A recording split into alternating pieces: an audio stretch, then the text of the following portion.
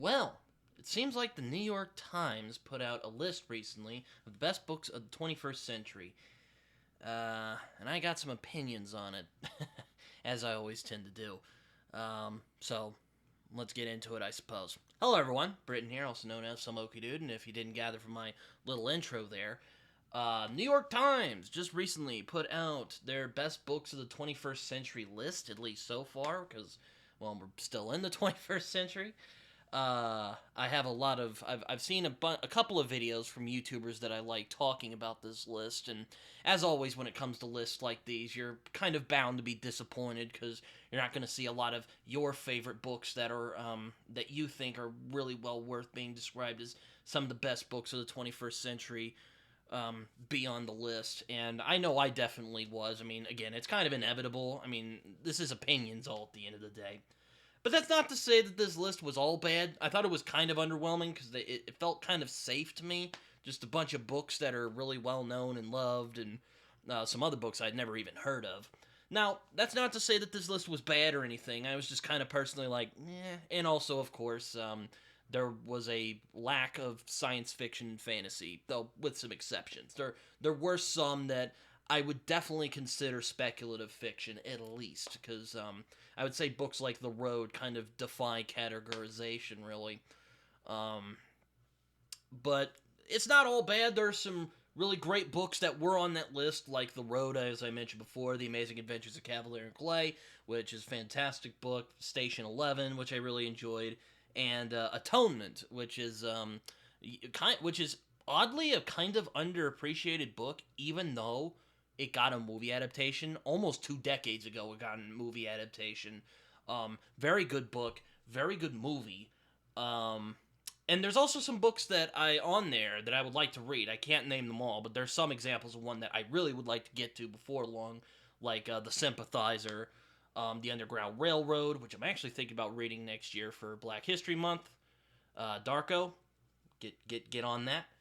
Um, Tree of Smoke, A Brief History of Seven Killings, which I'm also thinking about reading next year, and Never Let Me Go. I'm giving that as a shout out to Jason because I know he's always really he's always raving about that book. But there were a lot of books that I felt that are definitely considered some of the best books of the 21st century, at least in my opinion, that were left out of that list. And before you guys start freaking out, no, I'm not just going to be putting in fantasy and science fiction books. These are just there will be some fantasy, there will be some science fiction, but there will also be nonfiction, regular, literary fiction and horror. There will be, dozens of stuff. There will be crime in this, so which I do appreciate to put a crime book in there because I guess A Brief History of Seven Killings is technically a crime novel as much as it is like a weird historical book.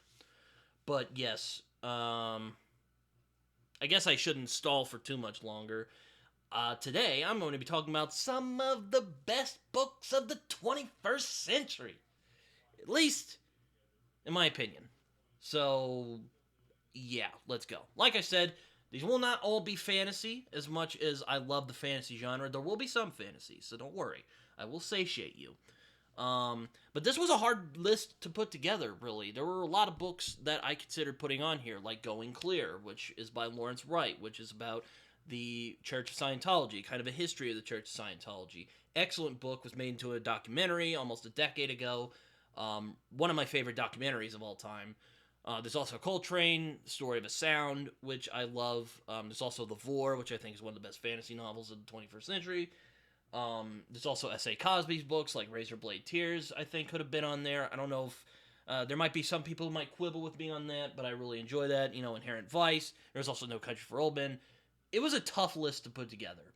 Jonathan Strange and Mr. Norrell, which I just recently read. There's a lot of books that I left out that I would love to talk about. But these are some books that I really think are worth talking about. And you might be familiar with some of the books on this list, because I don't really shut up about them. So, okay, again, let's get into it before I ramble on for too long. First book I have here is going to be of no surprise to literally anyone. It is American Gods by Neil Gaiman. One of the best fantasy novels of the 21st century, or the best. I would say it's the best. It is my favorite fantasy novel of all time. I haven't put out a review for this book, or, well, okay, let me back up. I did do a review of this book, but it was really bad, and I got rid of it, and I would like to do it again at some point. Because American Gods is a truly magical book, and I say that with utmost sincerity. It's quite rare that fantasy books are magical, but then American Gods comes along and is like, there is magic in our world, but there is also magic just under the current. I love this book. It's one of those books that just takes you in from the first line and it just never lets you go. No pun intended, from the earlier book that I mentioned. But I love this book. My love for this book, really, I don't know if I could justify it in this video, but American Gods, I think, is one of the best fantasy novels of all time. Easily one of the best of the 21st century. Neil Gaiman is a master at atmosphere. He is a master of creating these strange characters, and his acute study of mythology really makes this book fascinating. And very thematically rich. A lot of conversations about why we are so attracted to mythology, why we love mythology, and the new mythologies that have come in our new age. So, yeah, American Gods, I won't say too much more. Hopefully I'll do a proper video about this book at some point. Maybe I'll get some other people on. Hopefully maybe get, like, Philip Chase or someone on. But, American Gods, fantastic book. Read it. It's great. All right. You've heard me go on that spiel. Next one is actually a nonfiction book. I told you it wasn't all just going to be fantasy. I did do a review for this book, so I won't talk too much about this book for too long anyway, and that is Killers of the Flower Moon by David Grann. Really well-written true crime account. It's very much of like a nonfiction novel in the same way as like In Cold Blood, but it's not really as novelistic as that book is. But it's really evocative. I really love the prose in this. And I'm not just saying this because it takes place in my home state, though that definitely helps. This is just a great story. Really heartbreaking story. A story that will probably fill you with a lot of indignation about the way that we've treated people who are not white straight people. But Killers of the Flower Moon is a really sad, heartbreaking, and often infuriating story of greed and apathy and incompetence and what's the word? Complacency. But again, I did a review of this book.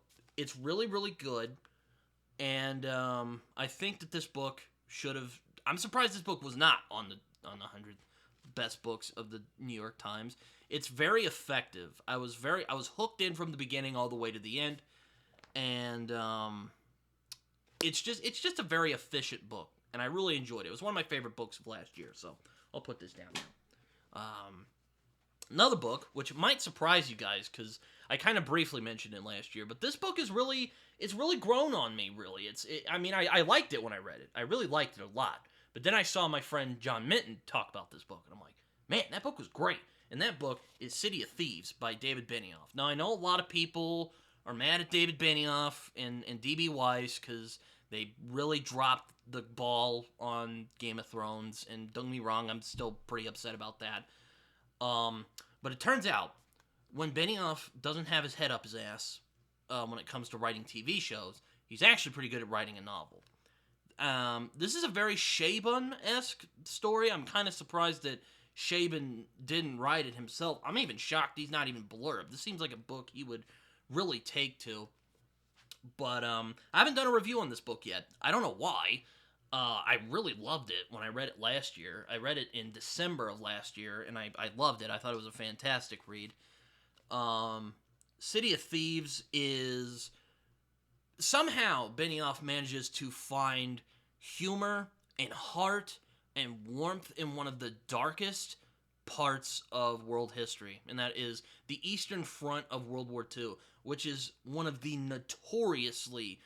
most notoriously brutal parts of that war. But he never shies away from the brutality. I love the way that Benioff combines comedy and tragedy in this book, and he does it in only like 200 something pages. To quote my good friend John Minton, I really love the magic trick that Benioff does with this book, because he sets up something very early, and then by the end it all makes sense, and it's really, really well done. I really love this book, and it also has the most heartbreaking version of getting shot in the ass. And I wish I were kidding when I said that. I may have given away too much just by saying that. But, beautiful, beautiful book. Really do recommend it. And it's fantastic. Really, check it out. It's great. City of Thieves. Next book I have here is a crime novel. It is kind of a popular crime novel. I'm kind of surprised that one of her books didn't get on here, but the book I would choose, Sharp Objects. Again, I did do a review of this book, so I won't talk too much about it. But Sharp Objects is one of the most dark, unapologetic takes on the cycle of violence and the cycle of trauma, particularly among women, that I have ever read. Now, I know a lot of people are probably going to be like, oh my god, what about Gone Girl? Gone Girl's a fantastic book. I love Gone Girl too, but for some reason, Sharp Objects really, really enraptured me more.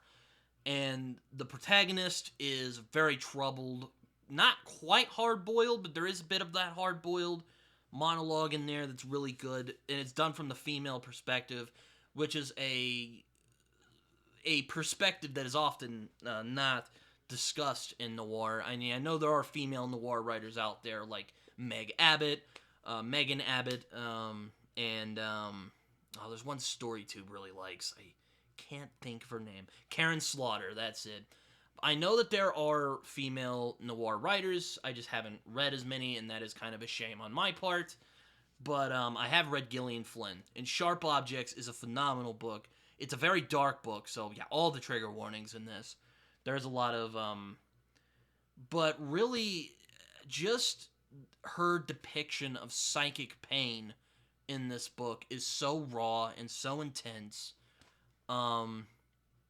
It's really hard to kind of wrap your head. It's really hard to put into words how good this book is, but Sharp Objects is a phenomenal book. I'm kind of surprised Gone Girl wasn't on there, because like Gone Girl was a banger when it came out. Because I remember when it came out, and I remember when the movie came out too. And it was just it was a huge thing. I'm surprised it wasn't on there. But Gillian Flynn though, she's a great author, and Sharp Objects is a phenomenal book, and it should have been on 21st Century's Best Books. Sadly, it was not. So yeah, I'll put that down. Next book I have is another crime novel. It is Mystic River by Dennis Lehane. Now, this was kind of hard to pick between Mystic River and Darkness Take My Hand, which is a phenomenal crime book that basically turns into a horror story about halfway through the story. But Mystic River might be Dennis Lehane's best book, just in terms of transcending genre. This is a masterpiece. I really do think so. Mystic River is deeply felt, and the tragedy in this is really, it's Shakespearean almost, and it's really a story about three guys and how their lives were changed by one event in their lives. There were so basically the setup is when these guys were kids, these two guys who said they were cops came up and asked them to come in their car. They said they were doing something wrong and they needed to get in their car and go down to the station. Two of them refused to get in, but one of them did. And turns out, as you probably gathered from my description, those two were not cops, and they did some very bad things to our main boy, Dave. And this book, I also did a review of this book. I did a review of a lot of these books, so I won't go too much into it. But Mystic River, I think, is not just a great crime novel, but a phenomenal tragedy. One of the best tragedies I've read so far in the 21st century. One of the best tragedies we have today. It's a really tragic book about how crime how it's about trauma, it's about the effects of crime, there are themes of redemption, um, themes of how punishment. One of the characters, his name is Jimmy, who tried to go straight, but his daughter, something really bad happens to him, and he wonders if it was a punishment because of his former life of crime.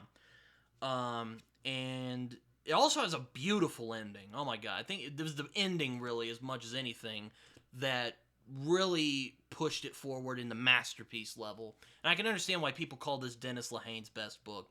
I definitely think it might be his best effort as like a novel, not just. I mean, Darkness Take My Hand is his best crime novel, but Mystic River, I think, is his best novel in general. This book is just phenomenal. Check it out. It's a great book. I'm gonna put it down now. So yeah. You knew it was coming, but yes, one of the books I'm gonna be talking about is Black Leopard, Red Wolf by Marlon James. I know some people. I know in the list they mentioned A Brief History of Seven Killings. I thought, why not bring my own Marlon James book into this? I've talked a lot about this book, so I'll keep it brief. It's feverish, intense, one of the most unique fantasy novels I've read in the last 10 years. Definitely one of the best fantasy novels of the 21st century, and I think it's very underappreciated, and it makes me really sad, because I think this book needs more love. And I can understand how it might turn off some people because of how it's written, but I think Marlon James was really onto something. I really love how he uses African mythology and folkloric storytelling styles when telling this book. Because I often recommend to people when they read this to read it out loud when they read it, because a lot of this is inspired by African mythology, and a lot of African mythology is based in oral storytelling. So yeah, read this aloud if you do read it, because it might get it going. It might get it going more for you. But this book is really good. So I'll put it down. Like I said, I'll keep it short. Great book. Check it out. It's a masterpiece, at least in my opinion. So go and read it. Next book I have here is another one that will shock none of you, and that is Perdido Street Station by China Miéville. Another one of the best fantasy novels of the 21st century. The most unique fantasy novel I've read in a long, long time. That isn't The Vor, anyway. I love the setting of New Krobazon. I love the characters. I love the strangeness of the world of New Krobazon and of Bazlag. This world is as well realized and as alive and moving as anything Tolkien ever made. And I know that might make China Miéville a little miffed, because I know he's not as fond of Tolkien as a lot of us are. But maybe he'll take it as I mean this as a compliment. The world in this book is really one of the main characters of the story. And also the characters themselves are also really well done. And the ending, much like with Mystic River, is really what makes this book a masterpiece, at least for me. Because there are some difficult moral quandaries that are taken with the characters that they're forced to make. I would also recommend The Scar as well. I think The Scar is also a phenomenal book. But for some reason, the raw creativity and the adventurousness of Perdido Street Station, it just keeps intoxicating me after all these years. I just think about it, I just get this big grin on my face, and I love it. I love it! So, yeah, I'll put it down. Next two books I'm going to be talking about, I don't actually own, so sorry. But next book I'm going to be talking about is one from Stephen King, and that is 11/22/63, Stephen King's best book of the 21st century. I'm not even sorry. It's long, but it's well worth the effort. One of the best time travel stories I've ever read. And from Stephen King. This is Stephen King basically sitting down at his desk, and he's like, okay, these guys think I'm losing it, huh? Take that, bitch. That's basically 11/22/63 in like a second. This book is literally a master storyteller at the top of his craft, doing what he knows how to do, and showing these bitches how it's done. Okay, it's sounding a little ridiculous now, but really, this is like a flex book from Stephen King. He's like, "Oh, you think I'm losing it? Are you? Oh, here you go. Check out my pecs. Time travel. Great love story. It's great. I love 11/22/63. It's his best book of the 21st century. I am not sorry for saying it. If you don't like it, tell me in the comments section. I'd love to hear what your thoughts are of his best book in the 21st century. But for me, it is 11/22/63. So, there you go. Last book I'm going to be talking about. This was hard, and I'm probably going to get some flack for this. Born by Jeff Vandermeer, which I still hold to be the best science fiction novel of the 21st century. This was tough, guys, because I have the Southern Reach trilogy right here. My friend Jason very kindly gave me the 3 books for my birthday, which I appreciate, and I bring them up. I bring that up as often as I can. And those books are great. I love the Southern Reach trilogy. But there's something about Born that just attracted me more for some reason. The middle half of that book is absolutely riveting, and that's really what gave it its 5 stars. I didn't care how it was going to end. The way that he enraptured me into that world and into that story, it's very rare for that to happen to me, where I let go of my more critical mind and I just want to see what's going to happen. That does not happen often. It did happen with American Gods, but it happened with this book, and that's why I say it's the best science fiction novel of the 21st century. I would say it is tied with the Southern Reach trilogy, because the Southern Reach trilogy is fantastic. Though Acceptance does get a little too weird for its own good at times, but all 3 of them are fantastic books. I know Jason is probably going to get mad and start ranting at me at how I'm wrong, and, yeah, but Bourne's not even I don't fucking care, alright? Bourne is great, so stop being mean, Jason. I'm calling you out. I love you, though. Anyway, but yeah, Bourne, phenomenal book. Aside from me just joking around, why do I love this book so much? It's really compelling science fiction. Well, it's also kind of a fantasy story. And there's also a gigantic flying bear that is basically a kaiju. Need I say more? Go read it. It's a phenomenal book. I'm kind of shocked that the Southern Reach wasn't on there, because in all honesty, I think that the Southern Reach should also be on there for best science fiction novel of the century. Now, I know a lot of people are going to be like, what about Alistair Reynolds, and what about Adrian Tchaikovsky? Haven't read those guys. But what I have read, Jeff Vandermeer, best science fiction writer living today. I am not even sorry. So, yeah. There we go. So, yeah, that's all I kind of got for today, really. It's, but yeah, so that's my picks for best books of the 21st century. Excuse me. But, yeah. So, yeah, that's basically what I got for today, really. I don't really know how to, end this without, after all that energy that I put into it, but yeah, so that is my pick those are my picks for 21st century best books, at least in my opinion. So what are some of your favorite books of the 21st century? Feel free to let me know down below. Maybe recommend me some books that I haven't heard of before. The reviews for some of the books that I talked about today, I will link down below. I will also link down below the Perdido Street Station chat I did with Jimmy Nuts and Amanda from Shelf Unstable, who also wrote a book recently. I haven't read it, but congratulations if she watches this video. But yeah, with lists like these, they're always kind of bound to disappoint you. But again, I kind of went through that in the beginning. So yeah, social media. Check me out on Twitter. You can also find me on Goodreads and Letterboxd, where I write reviews that are probably more coherent than the one you're hearing right now. You can also find me on Blue Sky, though I'm barely on there. You can also find me on Instagram, though I'm trying to get used to being on Instagram again, but here we are. And you can also find me on Discord. Hang me out on there. I love hanging out with you guys. Like, comment, subscribe, as my friend John Minton likes to say. It feels good when you do it. And I hope he appreciates the shout-out I did, because I talked about City of Thieves, and that's a great book, and he did a really good review of it.